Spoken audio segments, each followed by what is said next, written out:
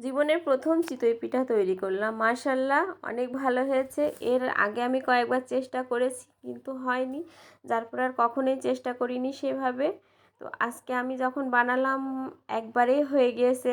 আলহামদুলিল্লাহ, আল্লাহর কাছে হাজার শুকরিয়া যে এটা আমার একটা স্বপ্ন ছিল যে আমি চিতই পিঠা বানাবো।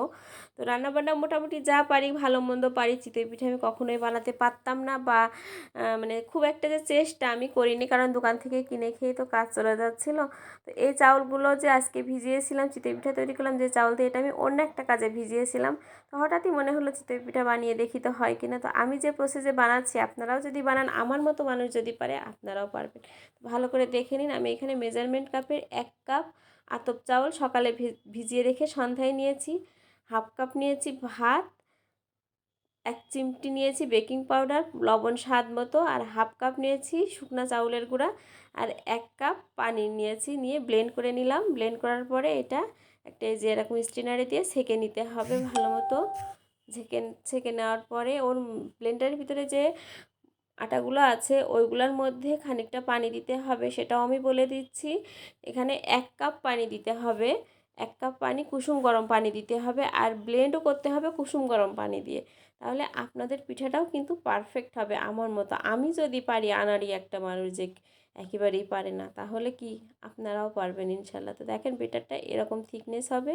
ওই যে মেজারমেন্ট বলেছে ওই মেজারমেন্টটা দিলে এরকম থিকনেসটা এসে যাবে। আর একটা বাটিতে একটু লবণ, একটু তেল আর পানি দিয়ে গুলে এই যে মুছে নিতে হবে তাওয়াটা, ছাঁচটা আর কি। মুছে নেওয়ার পরে মানে খুব ভালো করে ঘুটে ঘুটে তারপরে দিতে হবে। যতবারই আপনি পিঠা দিবেন ততবারই খুব ভালো করে ঘুটে নেবেন। দিয়ে এই যে উপর দিয়ে একটু বুদবুদ উঠে আসলে তখন কি ঢেকে দিতে হবে। আমার ছাঁচটা যে দোকানের থেকে কিনলাম চাচা দেখে নেয়, আমিও দেখে নেয়, রাতের অন্ধকারে ফাটা ছিল, তারপরেও সমস্যা হচ্ছে না।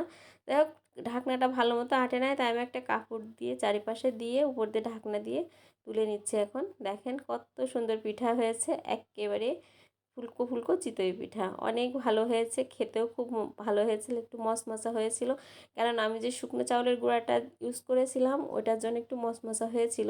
আপনারা যদি ভিজাতে চান তাহলে শুকনো চাউলের গুঁড়োটা স্কিপ করতে পারেন, আর যদি শুকনো খেতে চান তাহলে অবশ্যই শুকনো চাউলের গুঁড়াটা দিবেন, নাহলে একদম নরম নরম হয়ে যাবে, খেতে কিন্তু খুব একটা শুধু খেতে ভালো লাগবে না। আর ভিজালে তো মোটামুটি ঠিক আছে, ভিজালে শুকনো চালের গুঁড়োটা মোটেও দেওয়ার দরকার নেই। যে আমি একে একে দেখেন কত সুন্দর করে পিঠাগুলো ভেজে নিচ্ছি। আসলে আমি যে পারবো, আমি কখনো কল্পনাও করতে পারিনি যে আমি চিতই পিঠা তৈরি করব, সেটা আবার সবাই খেতে পারবে। তো এই তো হয়ে গেল গরম গরম চিতই পিঠা আর গরুর মাংস। তো আপনারাও ট্রাই করেন, ইনশাল্লাহ পারবেন। আমি যখন পেরেছি আপনারাও পারবেন। সব ভালো থাকবেন। আল্লাহ হাফেজ। সুস্থভাবে থাকুন, ভালো থাকুন। আর এই প্রতিটা স্টেপ ফলো করলে আপনিও পারবেন ইনশাল্লাহ।